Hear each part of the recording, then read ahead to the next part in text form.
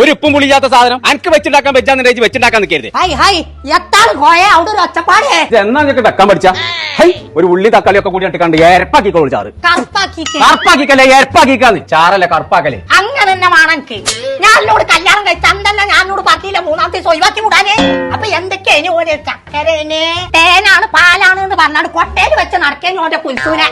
അമ്മായിമാര് പറഞ്ഞിട്ട് ഒഴിവാക്കാൻ നിൽക്കുകയാണെന്നുണ്ടെങ്കിൽ കേരളത്തിൽ ഒരു ഒറ്റ മരക്കൾ വരിയുണ്ടാവില്ല. എത്താറേ അമ്മായിമാരെ കുറ്റം പറയാ.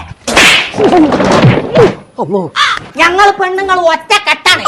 അടുത്ത് വെച്ചിട്ടാക്കിയ പറ്റില്ലെങ്കിൽ ചൊട്ടക്ക് പോയാണ്ട് ഒരു ചിക്കൻ വാങ്ങാണ്ട് വെച്ചിട്ടാക്ക. ഒരു ചിക്കൻ കറിയും ബീഫ് കറിയൊക്കെ ഉണ്ടാക്കാന്നുണ്ടെങ്കിലേ എമ്മ വരെ പഠിച്ചൊന്നും വേണ്ട. 10-20 കൊല്ലം ഞാൻ ഗൾഫിൽ കലുത്തിയ വെറുതെ ചച്ചിങ്ങള് തൊള്ളോണ്ട് പടായി ഉണ്ടാതെ ചെന്ന് ഉണ്ടാക്കണം. ഉണ്ടാക്കും ഞാൻ ഉണ്ടാക്കി ഞാൻ കാണിച്ചു തരാം. കുഞ്ഞപ്പോ കുറച്ച് ഉള്ളിയും തക്കാളിയാ പീടി പോയി കൊടുത്താ അതിനൊക്കെ എന്റെ ഔട്ട്രു എത്ത് ഉണ്ടാക്കി കൊടുത്താലും ഓനവും ഉണ്ടാതെ ഇന്ന് തിന്നോളും. അന്റെ തന്ത കളർ ഇവിടെ വാ. അന്റെ തന്ത നീക്കേ പീടി പോയി കുറച്ച് സാധനങ്ങൾ